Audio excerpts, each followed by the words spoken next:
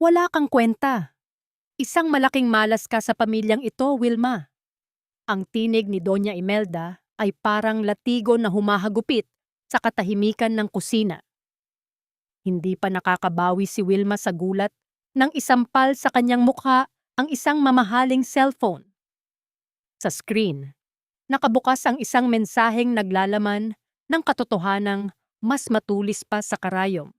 Hospitalized, emergency, room 402.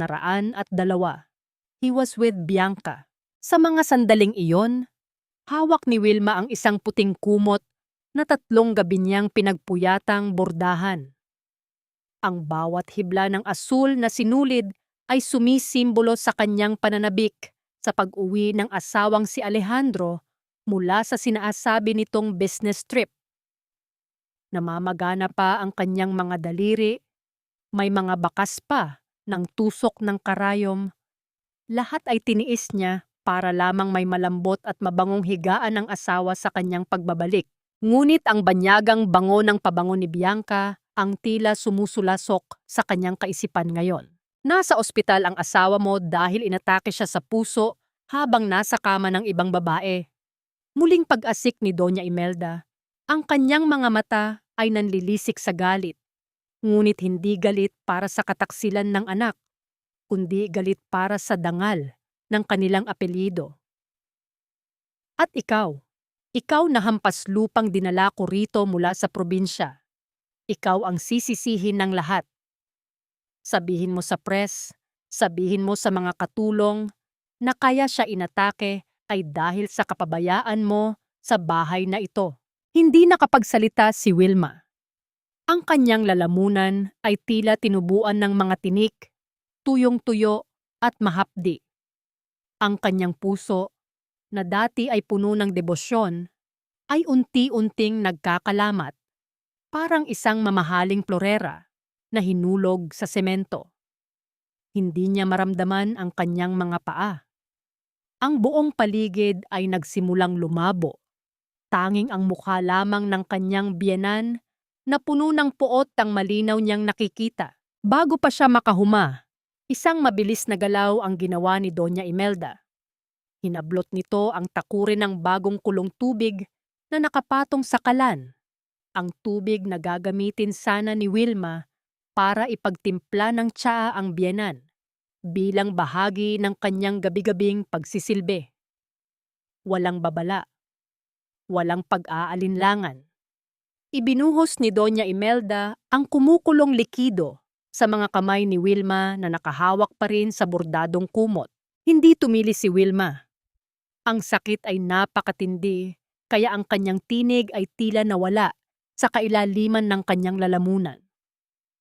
Ang usok mula sa napasong balat ay humalo sa bango ng tsaa sa hangin. Nanigas ang kanyang buong katawan habang pinapanood ang sariling balat na mamula at kumulubot sa harap ng kanyang mga mata.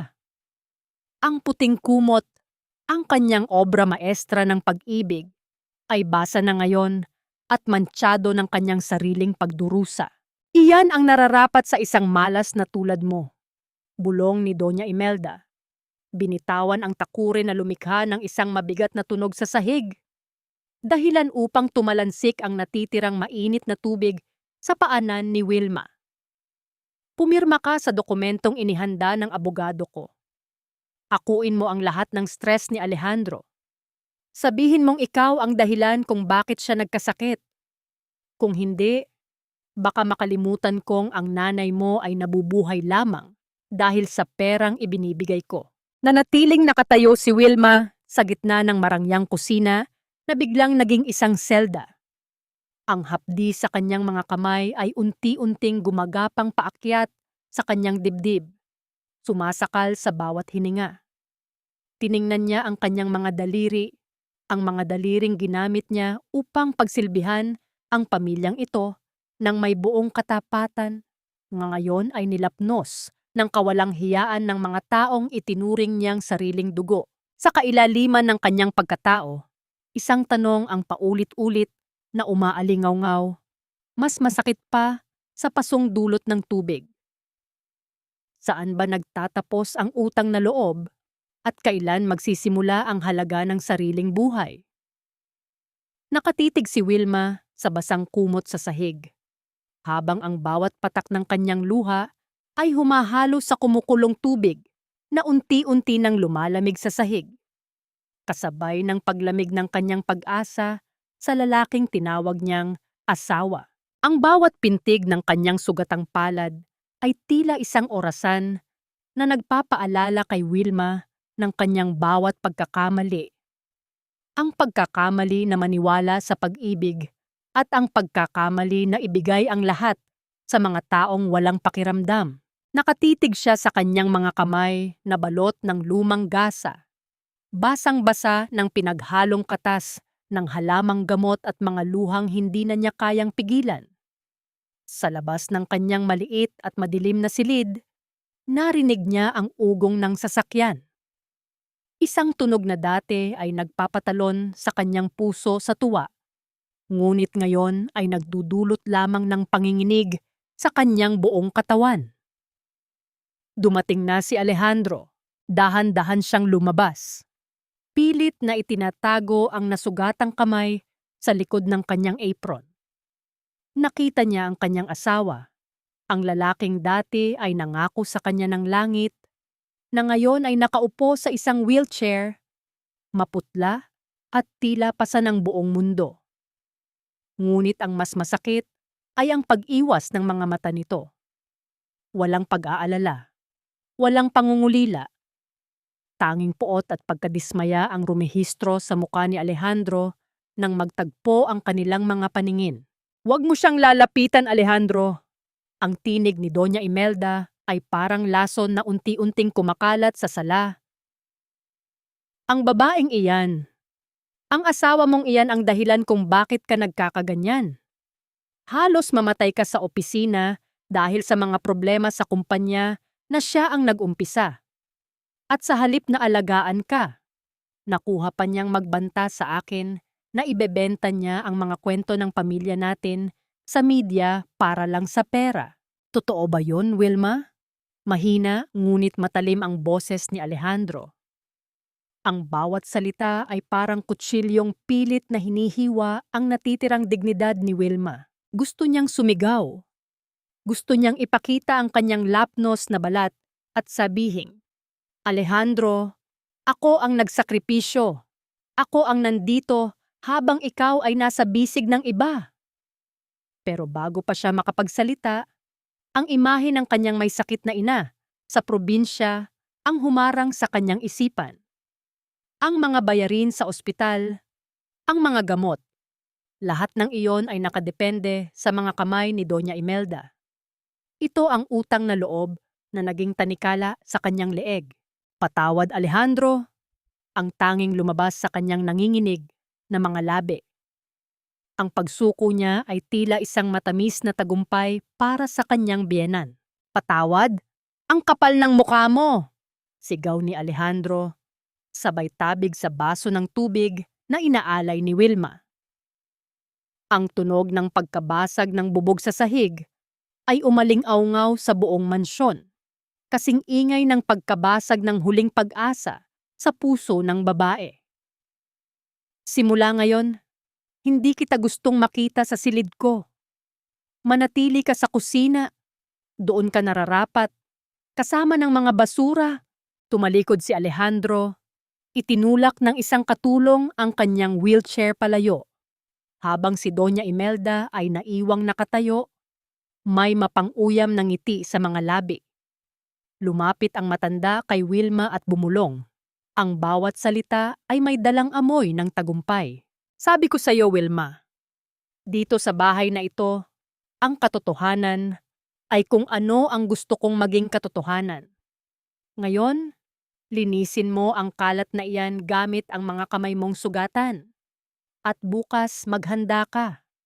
Darating si Bianca. Siya ang mag-aalaga kay Alejandro at ikaw ang magsisilbi sa kanya." Naiwang mag-isa si Wilma sa gitna ng sala, nakaluhod sa harap ng mga bubog. Dahan-dahan niyang pinulot ang mga piraso ng baso Hindi alintana kung humiwa man ang mga ito sa kanyang balat. Ang bawat patak ng dugo sa sahig ay tila selyo ng isang panibagong impayerno.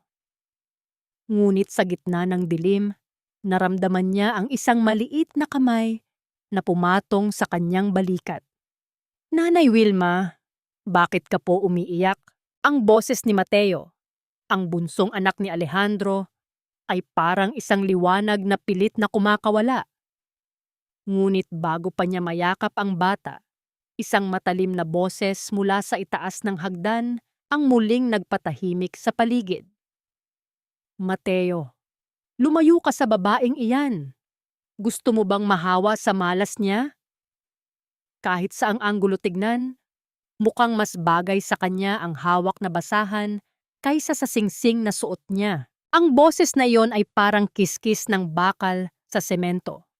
Matinis, mapang-uyam, at puno ng lason.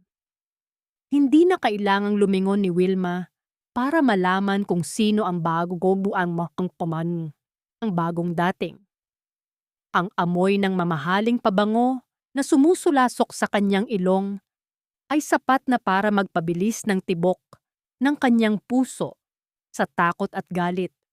Si Bianca, ang babaeng naging mitya ng pagkawasak ng kanyang tahanan, ay narito na, nakatayo sa gitna ng mansyon na parang isang reynang nagbabalik sa kanyang kaharian. Nakatitig si Wilma sa dulo ng sapatos ni Bianca.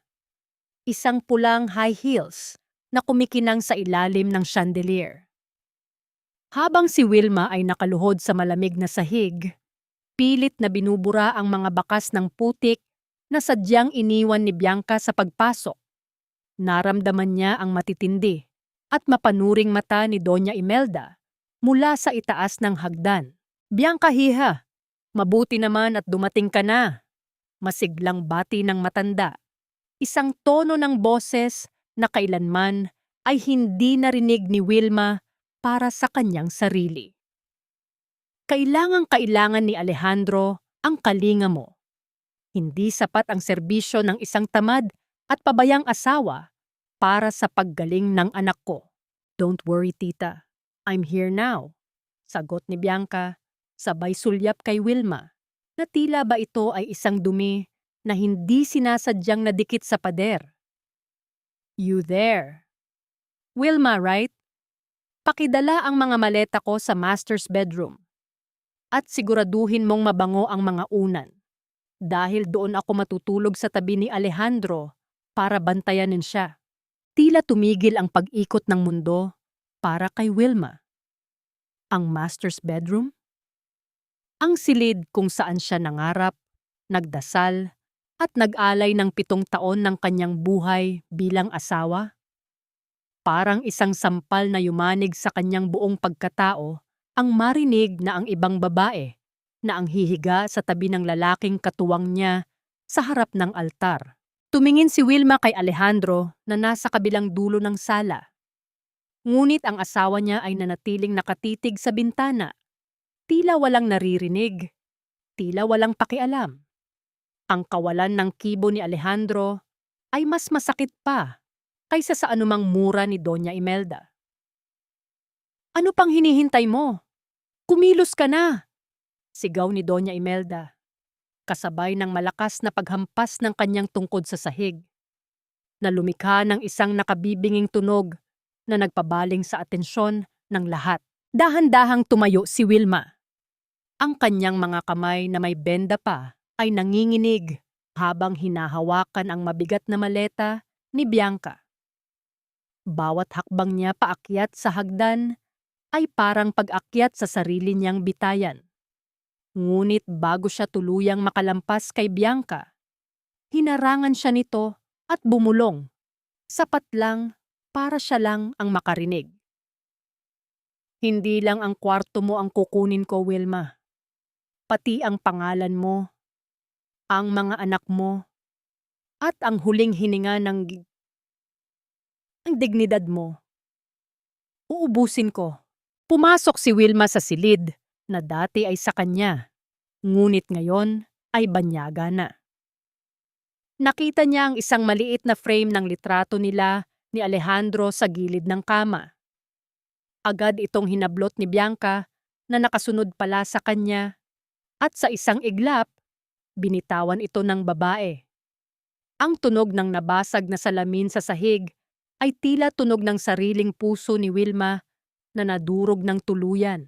Oops, my bad, sabi ni Bianca na may nakakalokong ngiti. Linisin mo yan ha? Ayaw kong may matulis na bagay sa paligid ni Alejandro. Lumuhod si Wilma para pulutin ang mga piraso ng kanilang alaala. Isang matulis na bubog ang bumaon sa kanyang hintuturo, ngunit hindi niya ito binitawan. Pinagmasdan niya ang dugo na pumatak sa mukha ni Alejandro sa litrato. Sa sandaling iyon, isang malamig na determinasyon ang unti-unting namuo sa kanyang dibdib. Ang Wilma, na laging umiiyak, ay nagsisimula ng mamatay. At sa bawat sugat na ibinibigay nila, isang bagong lakas ang dahan-dahang gumigising. Sa loob ng mansyong Valderrama, ang katahimikan ay hindi tanda ng kapayapaan, kundi isang mabigat na kumot na sumasakal sa bawat hininga ng mga nakatira rito. Para kay Wilma, ang bawat sulok ng bahay ay tila may mga matang mapanghusga. Ngunit may isang silid na nananatiling santuwaryo ng kanyang naghihingalong puso. Ang silid ni na Clara at Mateo. Isang gabi, habang ang ulan ay malakas na humahampas sa mga bintana na tila gustong basagin ang mga salamin, narinig ni Wilma ang isang mahinang tunog mula sa silid ng mga bata. Hindi ito ang malakas na pag-iyak na karaniwang naririnig, kundi isang pigil na paghikbi, isang tunog ng takot na pilit ibinabaon sa ilalim ng unan. Dahan-dahan niyang binuksan ang pinto. Doon, sa ilalim ng malaki at marangyang kama, nakita niya ang dalawang bata na magkayakap. Si Clara, na 10 taong gulang pa lamang, ay mahigpit na nakakapit sa kanyang nakababatang kapatid na si Mateo. Ang kanilang mga katawan ay nanginginig, hindi dahil sa lamig ng aircon, kundi dahil sa lamig ng trato ng sarili nilang lola. Clara, Mateo, bakit kayo naririyan sa sahig? Bulong ni Wilma habang dahan-dahang lumuluhod sa harap nila. Nang iangat ni Clara ang kanyang muka, halos madurog ang puso ni Wilma. May isang mapulang bakas ng kurot sa braso ng bata, isang tanda ng disiplina ni Doña Imelda dahil hindi nito natapos ang kanyang pagsasanay sa piano. Sabi ni Lola, malas daw po kami dahil ang nanay namin ay isang kriminal. Nangangatal na, sabi ni Mateo. Ang kanyang maliliit na kamay ay nakakapit sa laylayan ng damit ni Wilma. Sabi ni Lola, kaya daw po inatake si Papa ay dahil sa amin at dahil sa iyo, Nanay Wilma. Hinila ni Wilma ang dalawang bata sa kanyang bisig. Sa kabila ng hapdi ng kanyang sariling mga sugat, binalot niya sila ng isang yakap na puno ng kalinga. Inilagay niya ang kanilang mga ulo sa kanyang dibdib. Hinahayaang marinig nila ang tibok ng kanyang puso na tila nagsasabing, nandito ako, ligtas kayo. Huwag kayong makikinig sa mga salitang nakakasakit. Mahinang awit ni Wilma sa gitna ng kadiliman. Kayo ang aking mga anghel. Kayo ang dahilan kung bakit ang araw ay sumisikat pa rin sa gitna ng bagyo. Sinimulan ni Wilma ang isang lumang awit ni Hele. Isang oyayi na narinig niya mula sa kanyang sariling ina sa Pangasinan.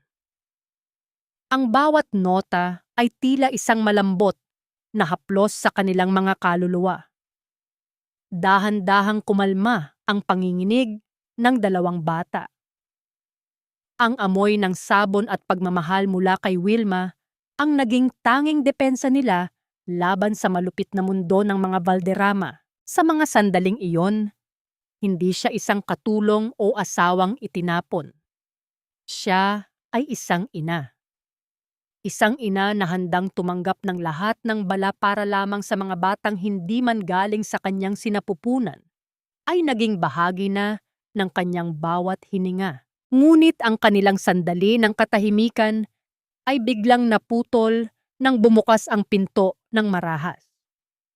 Ang liwanag mula sa pasilyo ay tumama sa kanilang mga muka at doon nakatayo si Bianca.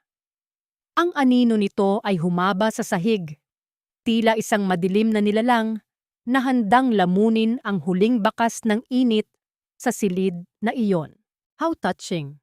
May halong panunuya na sabi ni Bianca habang nakataas ang isang kilay at ang kanyang mga braso ay nakahalukip-kip. Nagpapakitang tao ka na naman ba, Wilma? O tinuturuan mo ang mga batang ito na maging rebelde tulad mo? If I were you, lalayo ako sa kanila. Dahil sa bawat dikit mo, lalong nagagalit si Doña Imelda.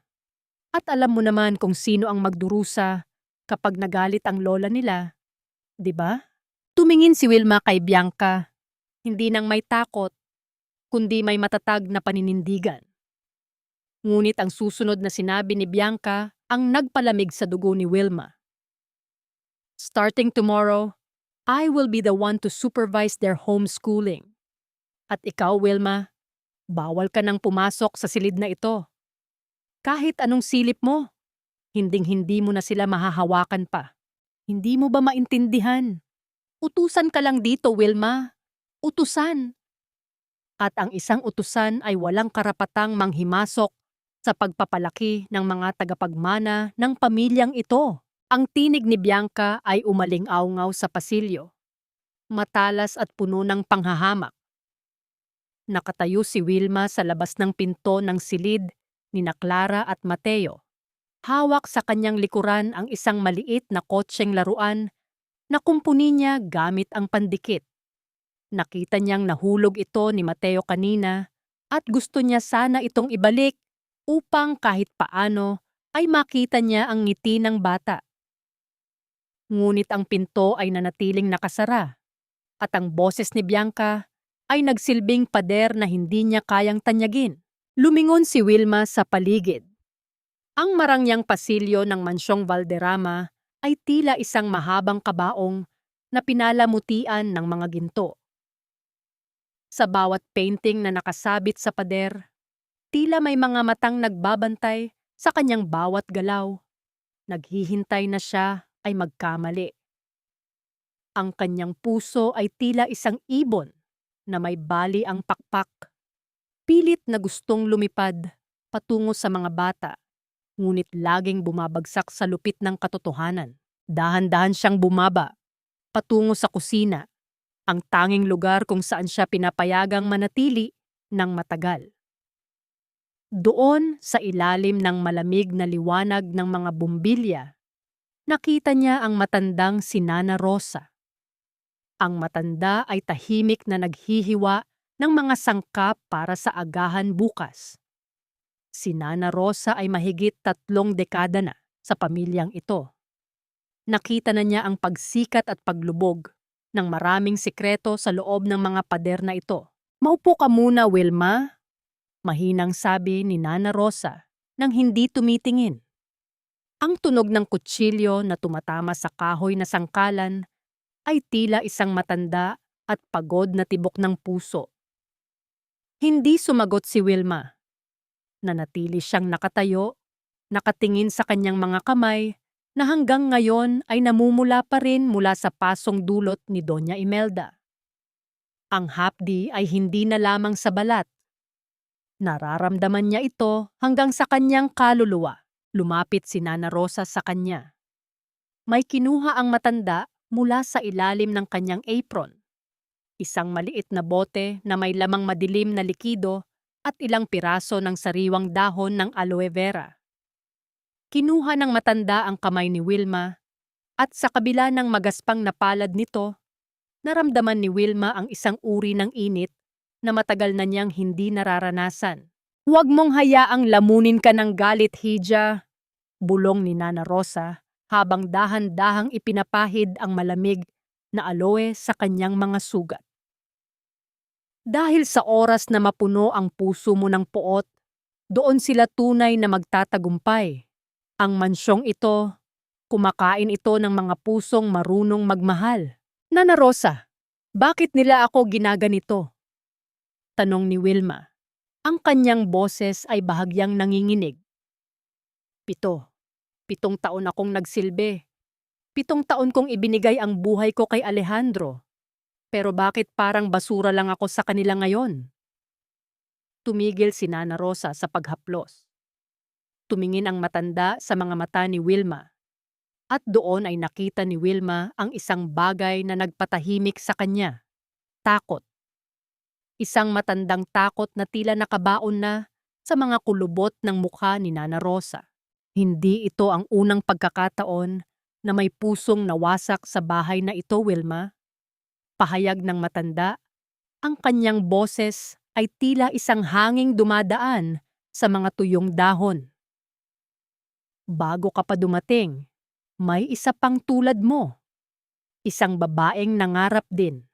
Ngunit ang kanyang pangalan ay binura sa kasaysayan ng mga Valderrama dahil nalaman niya ang hindi dapat malaman. Biglang tumayo ang mga balahibo ni Wilma. Ang tunog ng lumang orasan sa pader ay tila isang mabigat na hakbang ng isang taong papalapit. Anong ibig ninyong sabihin? Ang itim na sobre, bulong ni Nana Rosa. Lalong naghina ang kanyang tinig. Ang sobreng pinapirmahan sa iyo ni Doña Imelda. Hindi lang iyon tungkol sa pagkakasakit ni Alejandro. Naglalaman iyon ng mga dokumentong magpapatunay na ang pamilyang ito ay nabubuhay sa mga nakaw na yaman. At ikaw, Wilma, ikaw ang ginawa nilang panakipbutas kung sakaling bumagsak ang lahat. Bago pa makapagtanong muli si Wilma, narinig nila ang tunog ng mga yabag ng sapatos na papalapit sa kusina. Mabilis na itinago ni Nana Rosa ang gamot at bumalik sa kanyang ginagawa. Pumasok si Doña Imelda. Ang kanyang mukha ay kasing tigas ng marmol. Hawak ang isang listahan ng mga gawaing bahay na tila walang katapusan. Wilma, bakit ka pa nakatayo dyan? Asik ng matanda. Kailangang malinis ang buong atik bago magmadaling araw. May mga lumang gamit doon na kailangang itapon. At siguraduhin mong walang matitirang kahit isang piraso ng alikabok, kundi ay hindi mo makukuha ang allowance ng nanay mo sa susunod na buwan.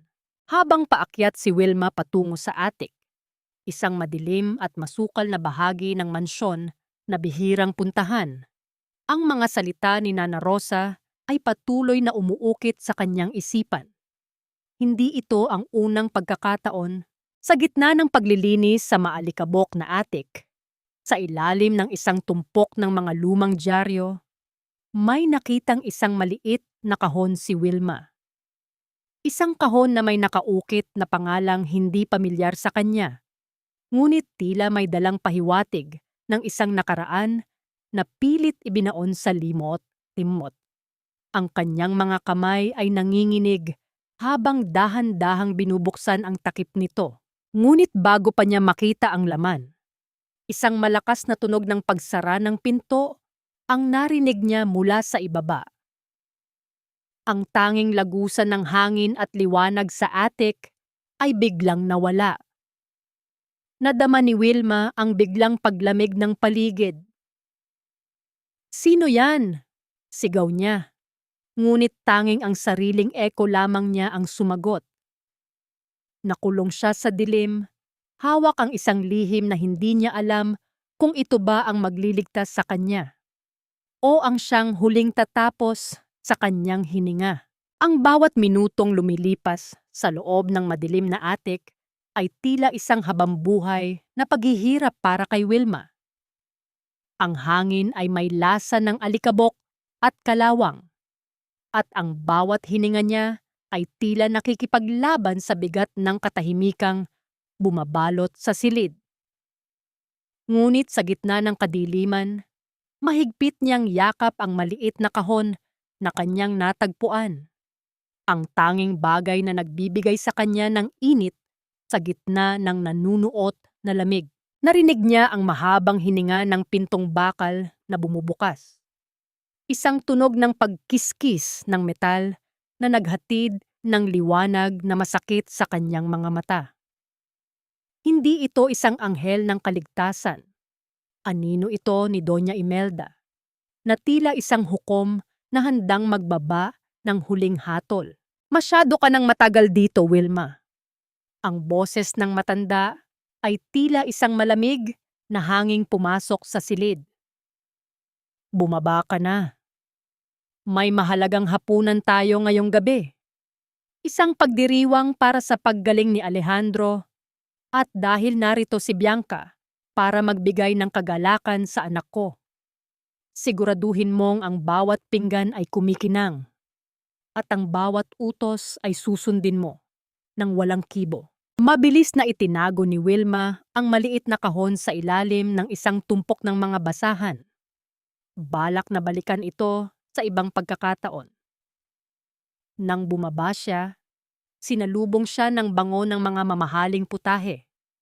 Mga pagkaing siya ang naghanda, ngunit hindi para sa kanyang sariling hapag. Sa gitna ng malawak na hapagkainan, nakaupo si Alejandro sa kanyang wheelchair sa kabisera. Sa tabi niya, suot ang isang kumikinang na asul na damit, ay si Bianca. Ang kanilang mga tawa ay tila mga tinik na tumutusok sa puso ni Wilma, habang siya ay tahimik na naglalagay ng mga kubyertos. Alejandro, try this wine, masuyong sabi ni Bianca, habang dahan-dahang inilalapit ang baso sa labi ng lalaki. It's from the vineyard we visited in Italy, remember? Noong panahong sinabi mo sa akin na ako lang ang babaeng gusto mong makasama sa bawat hapunan. Tumingin si Alejandro kay Bianca, isang tingin na puno ng pangungulila at kalituhan. Ngunit nang mapansin niya ang presensya ni Wilma na nasa gilid at nagsasalin ng tubig, muling tumigas ang kanyang anyo. Wilma, bakit ang bagal mo? Asik ni Alejandro, ang kanyang boses ay tila isang latigo. Don't you see Bianca is talking? Huwag kang humarang sa dinadaanan namin. Patawad, Alejandro, mahinang sagot ni Wilma. Ang kanyang mga kamay na may mga bakas pa ng alikabok mula sa atik at hapdi ng paso ay nanginginig habang hawak ang kristal na pitsel. Oh, tingnan niyo ang mga kamay niya. Pagpuna ni Bianca, sabay hawak sa braso ni Alejandro para mas lalo itong madikit sa kanya. Ang dumi-dumi naman yata nang nagsisilbi sa atin. It's so unappetizing, Tita Imelda. Baka may makuha pa tayong sakit niyan. Tumawa ng mahina si Doña Imelda. Isang tunog na walang bakas ng saya, kundi purong pangungutya. Huwag kang mag-alala, Bianca Hija. Pagkatapos ng hapunang ito, malalaman na ng babaeng iyan kung saan ang tunay niyang lugar. Wilma, lumapit ka rito. Dahan-dahang lumapit si Wilma sa tabi ni Doña Imelda. Sa isang iglap, kinuha ng matanda ang isang mainit na piraso ng tinapay at sadyang hinulog ito sa sahig, malapit sa paanan ni Bianca. Napansin ko na tila nakakalimutan mo na ang tamang asal ng isang utusan. Sabi ni Doña Imelda, ang kanyang mga mata ay nanunuot sa puot. Pulutin mo yan, gamit ang bibig mo. Ipakita mo sa amin kung gaano ka kadesperadong manatili sa pamilyang ito. Nabuhay ang isang nakabibinging katahimikan sa silid. Tanging ang tunog ng ulan sa labas ang naririnig. Tumingin si Wilma kay Alejandro. Nagmamakaawa ang kanyang mga mata na sana ay ipagtanggol siya nito. Ngunit uminom lamang si Alejandro ng kanyang wine at tumingin sa malayo. Hinahayaang yurakan ang dangal ng babaeng asawa niya sa harap ng batas at ng Diyos. Nakaluhod si Wilma sa malamig na sahig. Ang kanyang mga luha ay pilit na ibinabaon sa kanyang kalooban. Ngunit habang unti-unti niyang iniyuko ang kanyang ulo, Naramdaman niya ang isang bagay sa loob ng kanyang bulsa. Isang maliit na susi na aksidente niyang nakuha mula sa kahon sa attic bago siya bumaba. Isang matalim na ngiti ang hindi nakita ng sinuman sa kanyang mga labi. Sa bawat hiyang ibinibigay nila, isang hakbang na papalapit ang kanyang paglaya. Ngunit sa sandaling iyon, isang malakas na tunog ng pagbagsak ang narinig mula sa itaas na palapag. Ang silid ng mga bata. "Clara! Mateo!" sigaw ni Wilma. Nakalimutan ang lahat ng utos at mabilis na tumayo.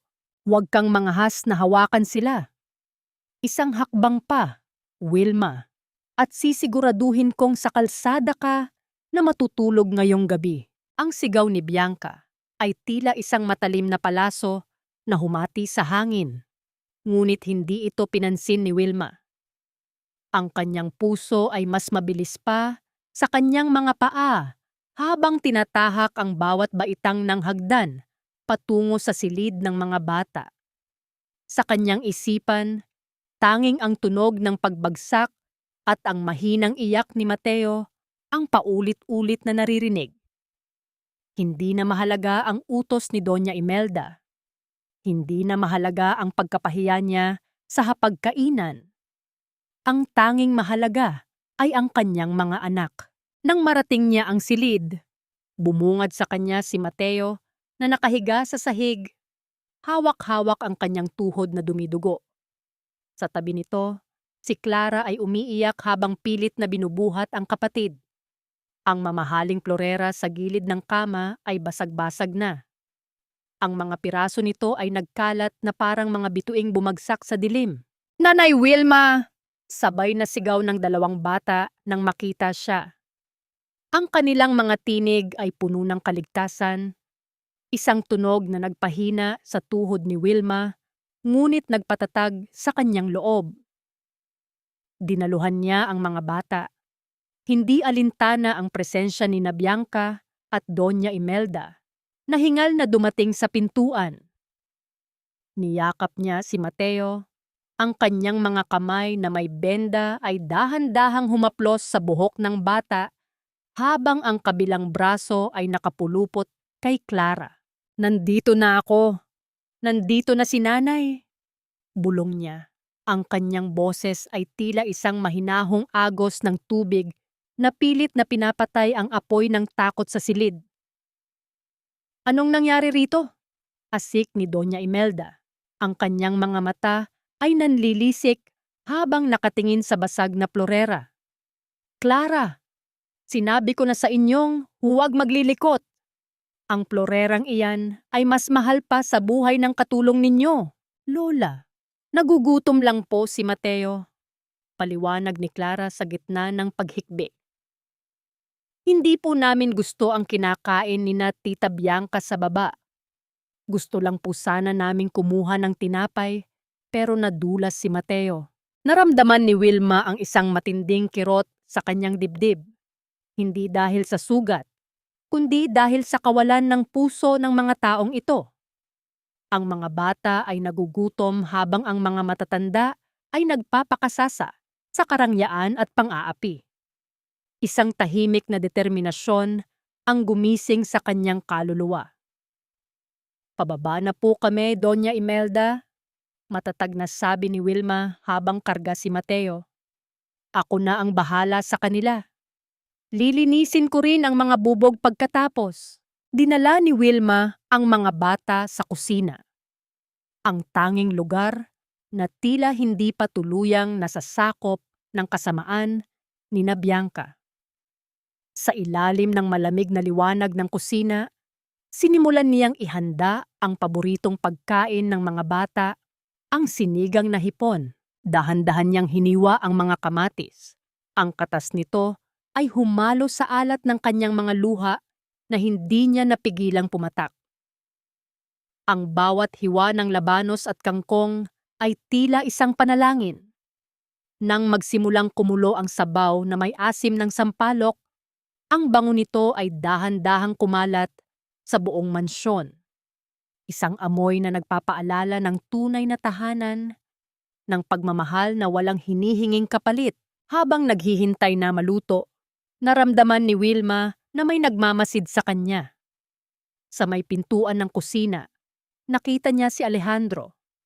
Ang kanyang asawa ay nakaupo sa wheelchair, nakatitig sa kanya, at sa unang pagkakataon, nakita ni Wilma ang isang bakas ng pangungulila sa mga mata nito. Marahil ay naalala nito ang mga panahong sila ay masaya pa sa pangasinan, bago pa sila nilamon ng ambisyon at kasakiman ni Doña Imelda. Wilma, mahinang tawag ni Alejandro. Ang boses nito ay tila isang bulong sa hangin. Halos hindi marinig. Hindi lumingon si Wilma. Pinagpatuloy niya ang paghahalo sa sinigang. Ang usok mula sa mainit na sabaw ay bumabalot sa kanyang mukha. Nagsisilbing tabing upang hindi makita ni Alejandro ang kanyang pait. Ang bango ng niluluto mo, dugtong ni Alejandro. Ang kanyang tinig ay tila nanginginig sa pagsisisi. Gaya ng dati, ang amoy ay hindi nakakabusog, Alejandro. Malamig na sagot ni Wilma. Gaya ng mga pangako mo, hangin lang ang hatid nito. Isang mabigat na katahimikan ang namagitan sa kanila. Tanging ang tunog ng kumukulong sabaw ang naririnig. Ngunit ang sandaling iyon ng healing ay biglang naputol nang pumasok si Bianca. May dalang isang baso ng wine at isang mapanirang ngiti. Oh, how domestic. Pang-uyam ni Bianca. Sabay lapit kay Alejandro at paghaplos sa balikat nito. Alejandro, bakit ka nandito sa maduming kusina? Let's go back to the living room. At ikaw, Wilma, pagkatapos mong pakainin ang mga bata, dalahin mo ang mga natira sa aso sa labas. I think they will appreciate your cooking more than we do. Pagkaalis ni na Bianca at Alejandro, nanatiling nakatayo si Wilma sa harap ng kalan. Hinawakan niya ang susing nakuha niya mula sa attic na nasa loob ng kanyang bulsa. Ang asim ng sinigang sa kanyang lalamunan ay naging isang mapait na panunumpa. Ipinainom niya ang mainit na sabaw sa mga bata. Pinagmamasdan silang kumain nang may saya sa gitna ng kanilang dusa. Pero habang nakatingin siya sa bintana, nakita niya ang isang itim na sasakyan na pumarada sa tapat ng mansyon. Isang lalaking hindi pamilyar ang bumaba. May hawak na isang sobreng kasing itim ng gabi. Sino ang lalaking ito? At ano ang kinalaman niya sa susing hawak ni Wilma? Ang pinakamasakit na lason ay hindi yung agad na pumapatay sa katawan, kundi yung dahan-dahang umuubos sa iyong kaluluwa mula sa mga taong inaasahan mong magliligtas sa iyo. Nakatayo si Wilma sa likod ng makapal na kurtina sa kusina. Pinagmamasdan ang estrangherong bumaba mula sa itim na sasakyan. Ang gabi ay balot ng dilim, at ang tanging nagbibigay ng liwanag ay ang mga lampara sa labas na tila mga matang nagbabantay. Nakita niya si Doña Imelda na mabilis na lumabas upang salubungin ang lalaki. Ang kanilang mga kilos ay puno ng pagmamadali, parang mga magnanakaw sa sarili nilang pamamahay. Isang itim na sobre ang iniabot ng lalaki, katulad ng sobreng nakita ni Wilma noong gabing nilapnos ang kanyang mga kamay. Naramdaman ni Wilma ang isang kakaibang panginginig sa kanyang kalamnan. Ang susing hawak niya sa loob ng bulsa ay tila uminit. Nagpapaalala sa kanya na bawat minuto ng kanyang pananatili ay puno ng panganib. Siguraduhin mong walang maiiwang bakas. Narinig ni Wilma ang matalim na bulong ni Doña Imelda habang papasok sila sa loob ng library. Kailangang bago mag-umaga. Tapos na ang lahat. Dahan-dahang sumunod si Wilma. Ang kanyang mga hakbang ay tila mga aninong walang tunog sa ibabaw ng makapal na carpet. Sumilip siya sa bahagyang nakabukas na pinto ng library. Doon, nakita niya sina Doña Imelda at Bianca na seryosong nag-uusap sa ilalim ng madilim na liwanag ng desk lamp. Tita, napapansin ko na tumitingin na naman si Alejandro sa babaeng yan. Inis na sabi ni Bianca habang pinaglalaruan ang kanyang mga kuko. Ang bango ng sinigang na yan, it reminded him of their past. Hindi pwedeng mangyari yon. Kapag bumalik ang alaala niya sa pagmamahal nila, mawawala ang kontrol natin sa kumpanya. Huwag kang mainip, Bianca Hiha, sagot ni Doña Imelda. Ang kanyang muka ay tila isang maskarang gawa sa bato. Ang bitag ay nakahanda na. Bukas, hindi lang si Alejandro ang masusuklam sa kanya. Ang buong mundo ay itatrato siyang parang isang halimaw. At sa oras na mangyari yon, wala nang lilingon pa sa isang Wilma. Binuksan ni Doña Imelda ang itim na sobre. Mula rito ay kumuha siya ng isang maliit na vial, isang bote na may lamang malinaw na likido. Ang paraan ng paghawak niya rito ay tila bahawak niya ang tadhana ni Wilma sa kanyang mga daliri. Ito ang magiging huling pako sa kabaong ng kanyang dangal. Bulong ng matanda. Napaatras si Wilma sa kanyang narinig. Ang kanyang puso ay kumakabog ng napakabilis. Tila gusto nitong kumawala sa kanyang dibdib. Kailangan niyang malaman kung ano ang nasa loob ng kahon mula sa attic. Kailangan niyang gamitin ang susi bago pa huli ang lahat. Tumakbo siya pabalik sa attic. Ang kanyang hininga ay gipit at mabigat. Sa gitna ng kadiliman, hinanap niya ang pinagtataguan ng maliit na kahon. Nang mahanap niya ito, dahan-dahan niyang isinusi ang bakal na hawak niya. Isang mahinang tunog ng pag-ikot ng mekanismo ang narinig niya sa gitna ng katahimikan. Bumukas ang takip. Ngunit sa halip na mga alahas o pera, ang tumambad sa kanya ay isang lumang diary at isang cassette tape. Sa unang pahina ng diary, may nakasulat na pangalan na nagpatigil sa mundo ni Wilma. Para kay Clara at Mateo, mula sa inyong tunay na ina. Nanigas si Wilma. Ang tunay na ina ng mga bata? Hindi ba't sinabi ni Doña Imelda na namatay ito sa panganganak? Bago pa siya makapagbasa ng higit pa, narinig niya ang tunog ng mga yabag ng sapatos na paakyat sa hagdan ng attic. Hindi ito ang mabigat na lakad ni Doña Imelda, kundi ang mabilis at matitinis na hakbang ni Bianca. Wilma, alam kong nandito ka. Ang boses ni Bianca ay parang isang kanta ng kamatayan na umaalingaw-ngaw sa paligid. Sinasayang mo lang ang oras mo sa pagtatago. Dahil kahit saan ka pumunta, ang anino ko ang huling makikita mo. Mabilis na isinara ni Wilma ang kahon at isiniksik ang sarili sa pinakamadilim na sulok ng attic. Nakita niya ang sinag ng flashlight na gumagapang sa sahig, papalapit ng papalapit sa kanyang kinaroroonan. Ang pawis sa kanyang noo ay pumatak sa diary, at ang bawat segundo ay tila isang hatol ng bitay. Papatigil na ang flashlight sa mismong tumpok ng basahan kung saan siya nakatago. Isang kamay ang humawi sa mga tela. Huwag kang malikot, Wilma. Alam kong nandyan ka lang sa dilim. Amoy na amoy ko ang takot mo. Ang tinig ni Bianca, parang isang malamig na haplos ng bakal sa leeg ni Wilma. Sa loob ng madilim na attic, ang tanging nagbibigay ng buhay ay ang sinag ng flashlight na sumasayaw sa mga dingding, tila isang huntador na naghahanap ng biktima. Nakakulong si Wilma sa pagitan ng dalawang lumang cabinet.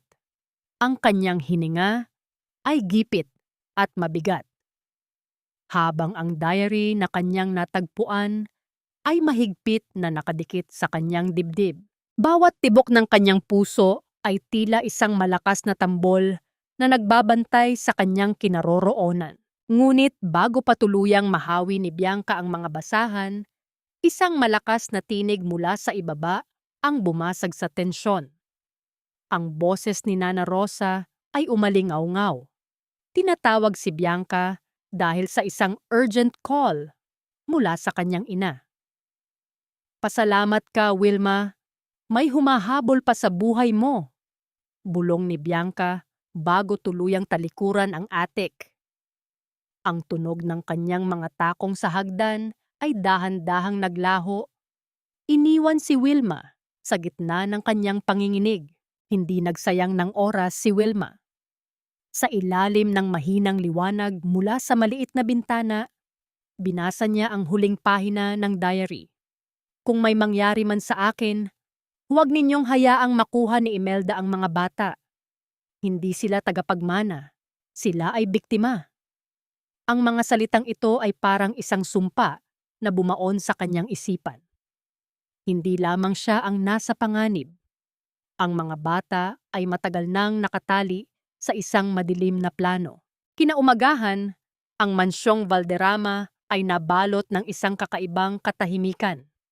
Isang katahimikang tila nagbababala ng isang malakas na unos. Naghahanda si Wilma ng agahan sa kusina nang pumasok si Bianca. Sa pagkakataong ito, hindi ito sumisigaw. Sa halip, may suot itong isang mapanirang ngiti habang hawak ang isang tray ng baso para sa gatas ng mga bata. "Ako na ang maghahatid nito kina Clara at Mateo," malambing na sabi ni Bianca. Isang himig na kailanman ay hindi nagdala ng kabutihan. "Gusto kong bumawi sa kanila, Wilma. After all, ako naman ang magiging bagong nanay nila. 'Di ba?" Pinanood ni Wilma si Bianca habang ibinubuhos ang gatas. Nakita niya ang mabilis na galaw ng mga daliri ng babae. Isang mabilis na pagpatak ng malinaw na likido mula sa maliit na vial patungo sa baso ni Clara. Ang likido ay dahan-dahang humalo sa puting gatas. Nawala sa paningin, ngunit naroon ang kamandag. Bago pa makakilos si Wilma, mabilis na lumapit sa kanya si Bianca. Sa isang iglap, naramdaman ni Wilma ang isang mabilis na pagtusok sa bulsa ng kanyang apron habang aksidenteng nabangga siya ni Bianca. "Oops, pasensya ka na, Wilma.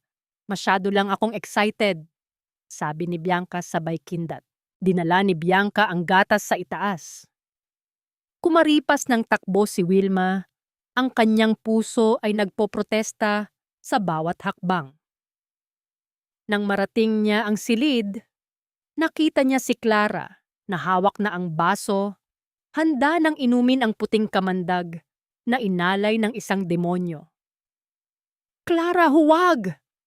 sigaw ni Wilma, ngunit huli na. Kalahati ng gatas ay nasa lalamunan na ng bata. Kasabay nito, pumasok si Doña Imelda, kasama ang 2 pulis. Ang matanda ay agad na naghisterikal.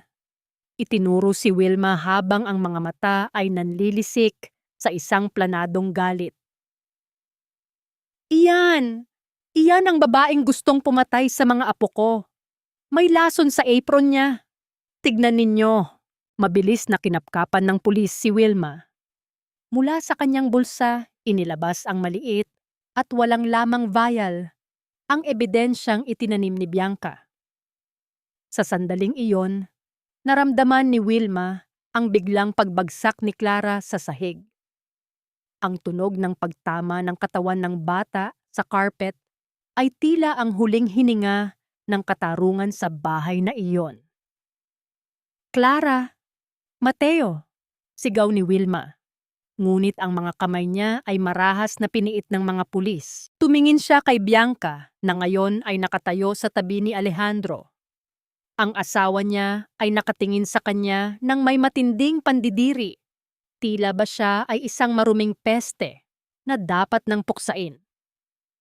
Ang huling nakita ni Wilma bago siya kinaladkad palabas ay ang mapaglarong ngiti ni Bianca.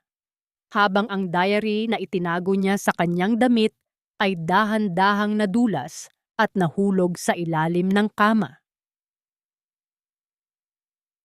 Huwag mong tatawagin ang pangalan ko gamit ang maruming bibig mo, Wilma.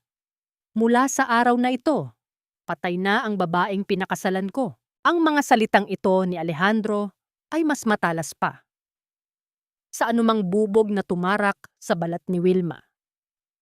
Habang hinihila siya ng mga pulis palabas ng silid ni na Clara at Mateo, ang bawat hakbang niya ay tila paglubog sa isang kumunoy ng kawalang pag-asa. Nakita niya ang kanyang asawa na nakaluhod sa tabi ni Clara na wala pa ring malay. Ang mukha nito ay punong-puno ng pandidiri at pait habang nakatingin sa kanya. Hindi na ang dating Alejandro na puno ng pagmamahal ang nakikita niya, kundi isang lalaking nilamon na ng kasinungalingan ng sarili niyang ina. Naramdaman ni Wilma ang malamig na bakal ng posas sa kanyang mga pulso. Isang tanikala na sumisimbolo sa kanyang pagkatalo. Sa bawat hila ng mga awtoridad, ang hapdi ng kanyang pasong kamay ay tila sumisigaw. Nagpapaalala sa kanya na ang lahat ng kanyang pagsasakripisyo ay nauwi lamang sa ganitong uri ng kahihiyan. Tumingin siya kay Doña Imelda, na ngayon ay nakayakap kay Mateo. Ang matanda ay nagpanggap na humihikbi, ngunit sa likod ng kanyang mga panyo, nakita ni Wilma ang isang sulyap ng tagumpay. Isang ngiting nagsasabing, "Panalo ako at ikaw ay tapos na." Dalahin niyo na yan. Huwag niyo nang hayaang makatapak pa ang halimaw na yan sa lupain ng mga Valderrama. Sigaw ni Doña Imelda, ang kanyang boses ay tila isang hatol na walang apela. Habang isinasakay siya sa loob ng patrol car, ang ulan ay biglang bumuhos ng malakas. Tila nakikiramay ang langit sa bigat ng kanyang dinadala. Ang mga patak ng tubig sa bintana ng sasakyan ay tila mga luhang hindi na kayang ilabas ng kanyang mga mata. Sa loob ng madilim na sasakyan, ang tanging naririnig niya ay ang tunog ng wiper na tila isang metronome ng kanyang pagdurusa. Nakarating siya sa presinto, isang lugar na kailanman ay hindi niya naisip na mapupuntahan. Ang lamig ng semento at ang amoy ng kalawang at luma ay unt-unting pumapatay sa kanyang diwa. Sa loob ng selda, naramdaman ni Wilma ang pinakamatinding uri ng pangungulila. Iniisip niya si Clara, kumusta na ang bata? Gumagana ba ang lason? At si Mateo, sino ang yayakap sa kanya sa gabi kapag nanaginip siya ng masama doon sa sulok ng madilim na selda? Dahan-dahang gumapang ang alaala ni Wilma sa diary na nahulog niya sa ilalim ng kama. Iyon ang tanging ebidensya ng katotohanan. Ang tanging armas niya laban sa kasamaan ni Doña Imelda. Ngunit paano niya ito makukuha? Nakakulong siya, tinakwil ng asawa, at itinuring na kriminal ng buong mundo. Ngunit sa gitna ng kanyang pagluha, isang pamilyar na anino ang lumitaw sa labas ng rehas. Si Nana Rosa. Ang matanda ay may dalang maliit na supot ng pagkain, ngunit ang mas mahalaga ay ang liwanag ng pag-asa sa kanyang mga mata. "Wilma, makinig ka sa akin," bulong ni Nana Rosa. Ang kanyang boses ay bahagyang nanginginig sa takot. "Nasa panganib ang buhay mo rito. May narinig akong plano ni Doña Imelda. Hindi ka lang nila gustong makulong. Gusto nilang mawala ka ng tuluyan bago pa magising si Clara at makapagsalita." Naramdaman ni Wilma ang mabilis na paglamig ng kanyang dugo. "Nana Rosa, ang diary nasa ilalim ng kama ni na Clara. Kailangan nating makuha iyon." "Wala na roon ang diary, Wilma," sagot ng matanda na ikinagulat niya. "Nakita iyon ni Bianca at kinuha niya." Ngunit huwag kang mawalan ng pag-asa. May isang bagay silang nakalimutan. Inilapit ni Nana Rosa ang kanyang mukha sa rehas at ibinigay ang isang maliit na kapirasong papel. Ang lalaking nasa itim na sasakyan, hindi siya basta estranghero. Siya ang taong nagtatago ng lahat ng lihim ng mga Valderrama. At alam ko kung nasaan siya. Bago pa makapagsalita muli si Wilma, isang malakas na tunog ng pagsara ng pinto ang narinig mula sa dulo ng pasilyo. Dumating ang isang abogado na ipinadala ni Doña Imelda, hindi para tulungan siya, kundi para pilitin siyang pumirma sa isang dokumento ng pag-amin. "Wilma, ito na ang huling pagkakataon mo," sabi ng abogado.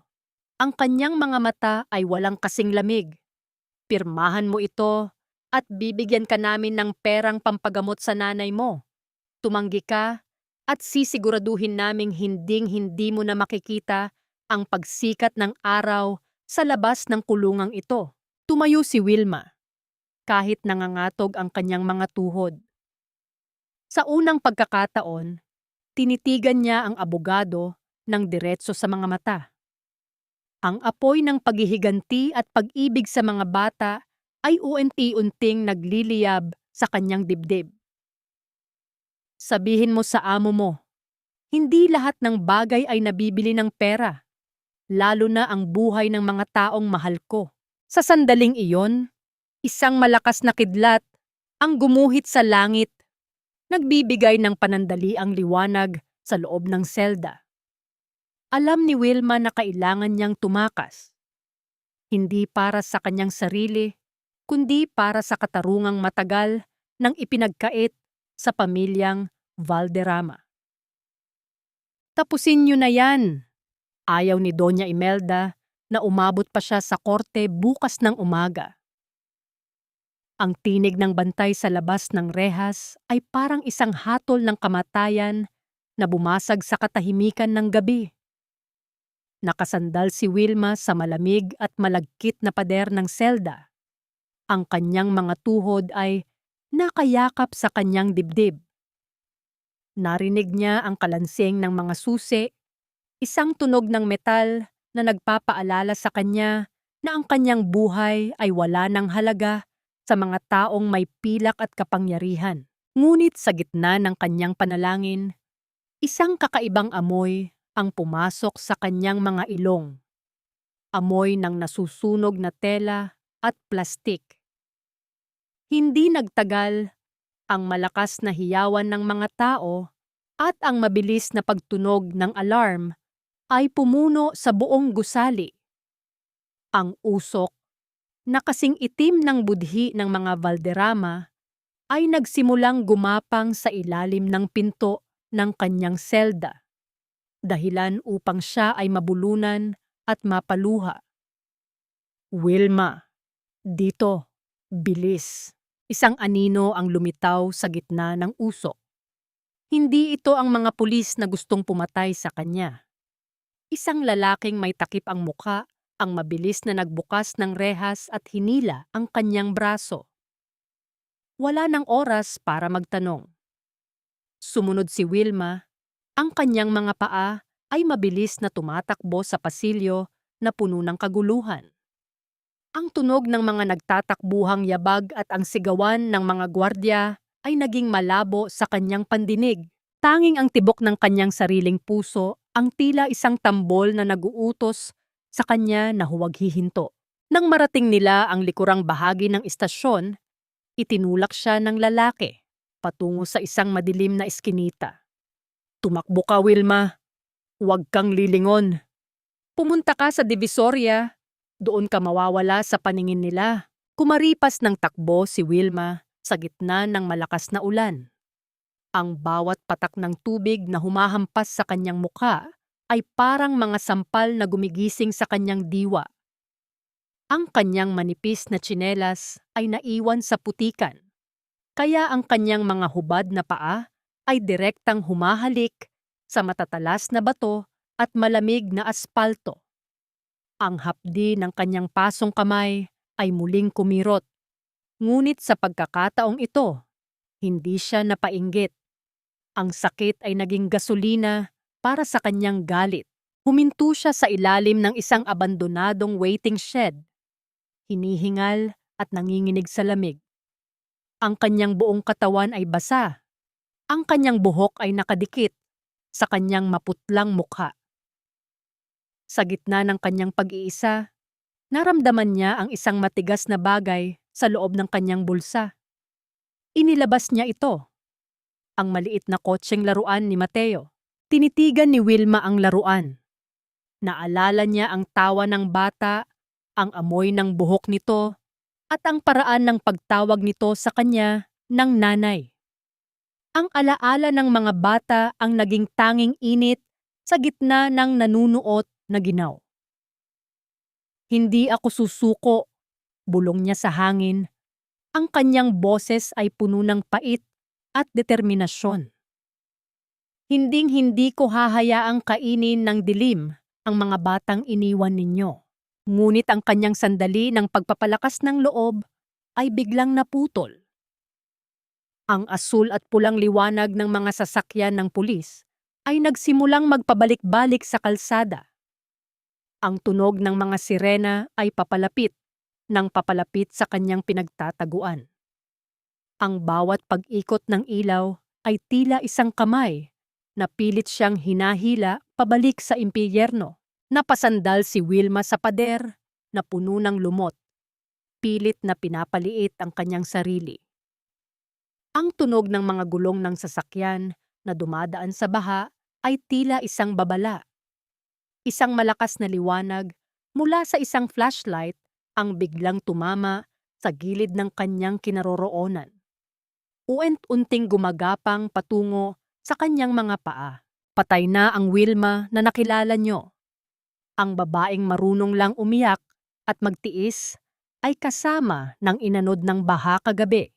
Ang mga salitang ito ay paulit-ulit na binubulong ni Wilma sa kanyang sarili habang ang kanyang mga daliri na puno ng sugat at dumi ay mahigpit na nakakapit sa gilid ng isang truck ng mga gulay.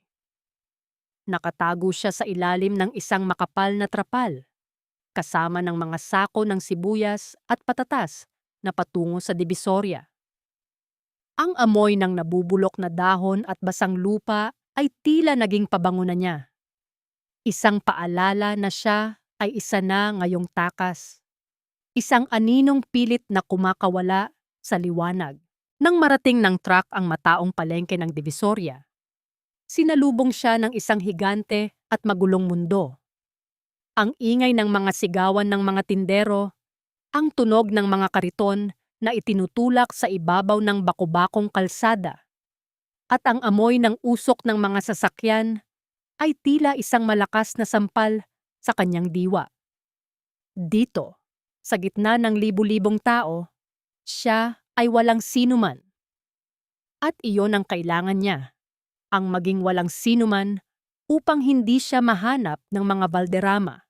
Nakatagpo siya ng silong sa isang maliit na karenderya na pagmamay-ari ni Aling Martha. Isang matandang babaeng ang mukha ay parang mapa ng mga pagsubok sa buhay. Ang bawat kulubot sa balat nito ay may kwento ng pagsisikap. Hiha, mukhang malayo ang pinanggalingan mo, sabi ni Aling Martha habang inilalapag ang isang mangkok ng mainit na lugaw sa harap ni Wilma. Ang tunog ng pagtama ng mangkok sa kahoy na mesa ay tila isang imbitasyon ng kapayapaan. Huwag kang mag-alala. Hindi ako nagtatanong sa mga taong ang mga mata ay puno ng pait. Kung gusto mong magtrabaho, kailangan ko ng tagahugas at tagabuhat ng mga sako ng bigas. Tinanggap ni Wilma ang alok ng walang pag-aalinlangan. Ang bawat sako ng bigas na kanyang pinapasan ay tila ang bigat ng kanyang mga problema na pilit niyang tinitiis. Ang kanyang mga balikat ay namamagana. Ang kanyang mga kamay na dati ay pinumula sa pagbuburda ay nagkaroon ng mga kalyo, ngunit ang bawat sakit ng katawan ay mas mainam kaysa sa sakit ng kanyang puso. Isang gabi, habang naglilinis ng mga mesa, Napako ang tingin ni Wilma sa isang maliit at malabong telebisyon sa sulok ng karinderya. Ang balita ay tungkol sa hustisya para kay Clara Valderrama. Nakita niya ang muka ni Bianca, nakasuot ng itim na damit, may hawak na panyo at tila nagpupunas ng mga luhang alam ni Wilma na gawa sa plastik. Nananawagan kami sa sinumang nakakakita sa suspek na si Wilma. Ang boses ng reporter ay umaling-awngaw sa buong karinderya. Ayon kay Doña Imelda, si Wilma ay isang mapanganib na babae na may matagal nang galit sa pamilya. Naramdaman ni Wilma ang panginginig ng kanyang mga kamay. Muntik na niyang mabitawan ang basong hawak niya. Nakita niya sa screen ang larawan ni Alejandro, mukhang matanda, pagod, at nakatingin sa kawalan. Sa tabi niya ay si Bianca na nakahawak sa kanyang balikat. Tila isang mapagmahal na tagapagtanggol. Kailangan mong maging matatag, Wilma, bulong ni Aling Martha na biglang lumitaw sa kanyang tabi. Inabutan siya ng matanda ng isang lumang bimpo upang itali sa kanyang ulo bilang disguise. Ang katotohanan ay parang araw. Hindi pwedeng itago ng anumang makapal na ulap. Ngunit ang sumunod na balita ang tuluyang nagpaguho sa mundo ni Wilma. Ibinalita ng reporter na ang kondisyon ni Clara ay lumulubha at kailangan ng isang espesyal na uri ng gamot na tanging ang kumpanya ng mga Valderrama lang ang may hawak. Isang gamot na ayon kay Doña Imelda ay nawawala dahil sa diumano'y pagnanakaw ni Wilma sa vault ng kumpanya. Napatitig si Wilma sa kanyang bulsa. Naramdaman niya ang matigas na susing nakuha niya mula sa attic. Hindi lang pala ito susi sa isang kahon. Ito ang susi sa vault kung saan itinatago ang buhay ni Clara. Pinapatay nila ang bata, bulong ni Wilma. Ang kanyang boses ay puno ng kilabot. Pinapatay nila ang sarili nilang dugo para lang makuha ang lahat. Sa labas ng karinderya, isang itim na sasakyan ang dahan-dahang huminto. Hindi ito ang sasakyan ng mga pulis. Mula sa loob, isang lalaki ang bumaba at nagsimulang magpakita ng litrato ni Wilma sa mga tindero sa paligid. Isang hakbang na lang, Wilma. Isang maling galaw at tapos na ang laro mo. Ang boses na iyon ay hindi nanggaling sa kanyang paligid, kundi sa loob ng kanyang sariling isipan. Habang pinagmamasdan niya ang anino ng isang lalaking pilit na nagtatanong sa mga tindera sa Divisoria. Ang bawat tibok ng puso ni Wilma ay tila isang malakas na katok sa kanyang dibdib, mabilis at masakit. Napasandal siya sa isang tumpok ng mga makukulay na tela. Pilit na ibinabaon ang sarili sa gitna ng bango ng bagong tina at alikabok, habang ang kanyang hininga ay gipit na gipit. Ngunit ang kamay ni Aling Martha ay mabilis na humawak sa kanyang balikat. Huwag kang lilingon, Hija. Sumunod ka sa akin sa likod ng mga sako ng uling.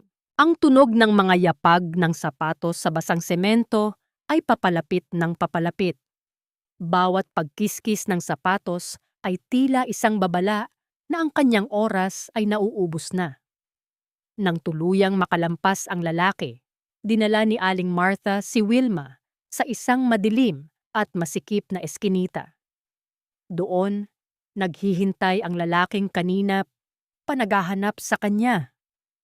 Ngunit sa halip na posas, isang mapagkumbabang yuko ang ibinigay nito. Wag kang matakot, Wilma. Ako si Attorney Ramirez. Ang boses nito ay mahinahon, may himig ng pagod at pagsisisi. Dati akong abogado ng pamilya Valderrama.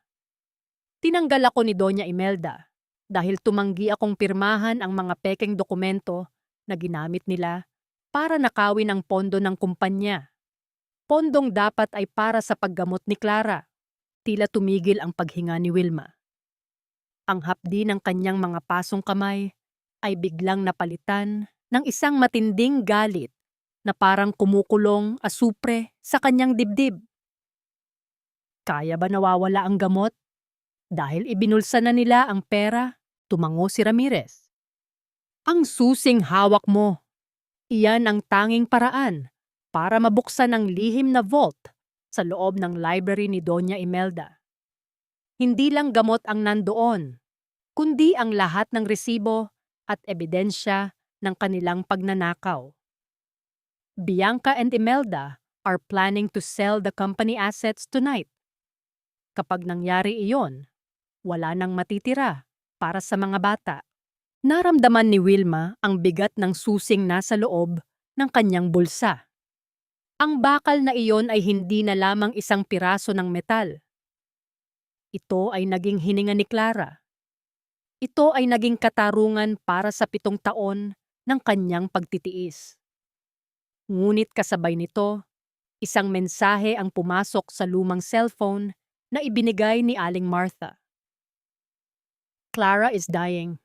24 na oras na lang. Bring the key or the medicine will be destroyed. Come alone.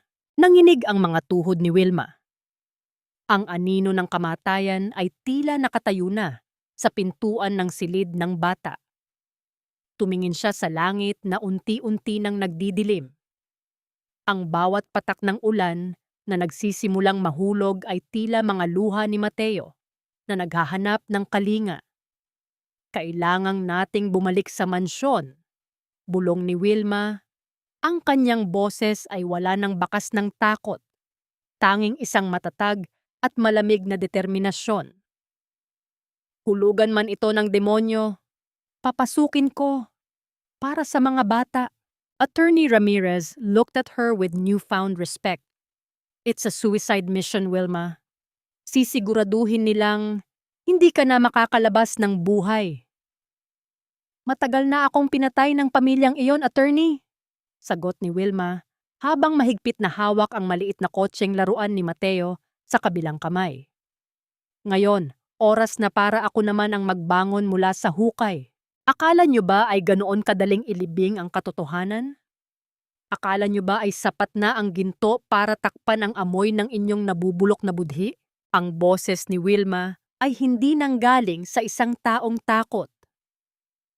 Ito ay boses ng isang babaeng nagbangon mula sa sarili niyang libingan. Sa gitna ng marangyang boardroom ng mga Valderrama, kung saan ang amoy ng mamahaling tabako at pabango ay humahalo sa tensyon ng gabi, pumasok si Wilma. Hindi na siya ang gusgusing katulong na nilapnos ang kamay. Suot niya ang isang simpleng puting baro, ngunit ang kanyang tindig ay mas matayog pa sa mga matatangkad na haligi ng gusali. Ang malakas na tunog ng pagbukas ng pintong Nara ay gumulat sa lahat ng mga board member. Si Doña Imelda, na kasalukuyang nakatayo sa harap at hawak ang panulat para sa huling pirma ng paglilipat ng ari-arian, ay napatigil. Ang kanyang mukha ay biglang nawalan ng kulay. Tila nakakita ng isang multong hindi niya inaasahang magbabalik. Sa tabi niya, si Bianca ay nabitawan ang baso ng champagne at ang tunog ng pagtilamsik ng likido sa sahig ay tila hudyat ng simula ng isang giyera. Wilma? Paanong? Ang panginginig sa boses ni Doña Imelda ay hindi maitago. Mga gwardya! Bakit nakapasok ang kriminal na ito rito? Dalahin siya pabalik sa kulungan. Ang tanging pupunta sa kulungan ngayong gabi ay ang mga tunay na kriminal. Doña Imelda. Ang matatag na sagot ni Attorney Ramirez habang humahakbang papasok sa tabi ni Wilma, bitbit ang isang itim na briefcase. Nanigas ang buong silid. Si Alejandro, na nakaupo sa kanyang wheelchair sa isang sulok, ay dahan-dahang tumingin kay Wilma. Ang kanyang mga mata ay puno ng kalituhan, pagsisisi, at isang uri ng takot na tila ngayon lang niya naramdaman. Wilma, anong ibig sabihin nito? Mahinang tanong ni Alejandro. Ang kanyang boses ay tila isang piping pagsusumamo. Hindi siya sinagot ni Wilma. Sa halip, inilapag niya ang maliit na susing bakal sa gitna ng malawak na mesa. Ang tunog ng pagtama ng metal sa kahoy ay umalingaw-ngaw sa bawat sulok ng silid. Tila isang hatol na hindi na mababawi. Nandito ako para sa dalawang bagay. Panimula ni Wilma.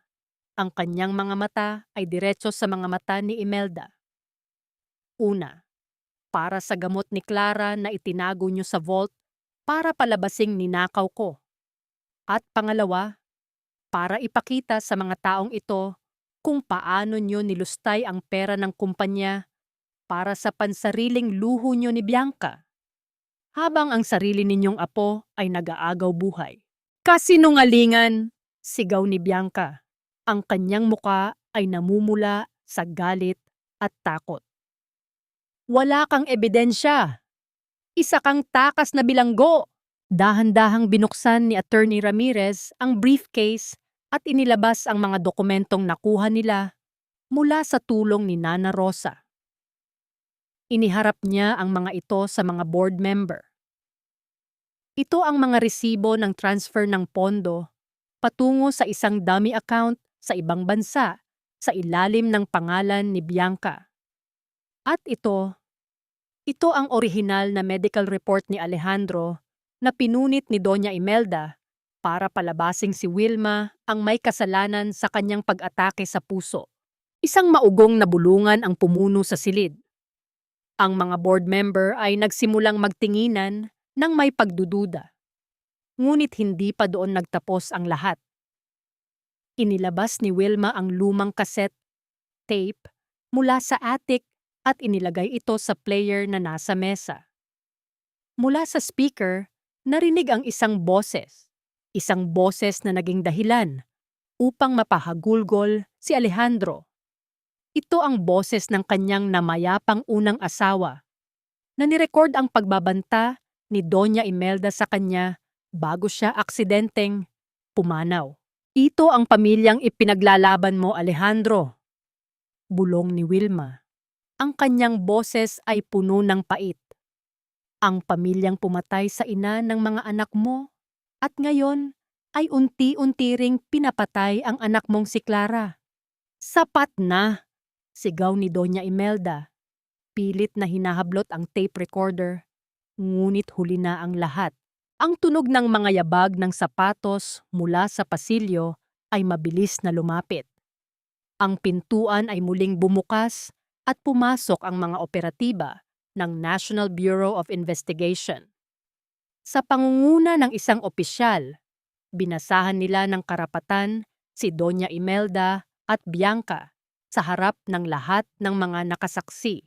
Doña Imelda Valderrama, Bianca Santos, sumama kayo sa amin para sa kasong plunder, falsification of documents, at attempted murder. Ang malamig na pahayag ng pulis ay tila isang huling dagok sa kaharian ng mga Valderrama. Habang pinupusasan si Bianca, ang kanyang mga hiyaw ng pagtutol ay umaling-awngaw sa buong gusali, ngunit wala nang nakinig.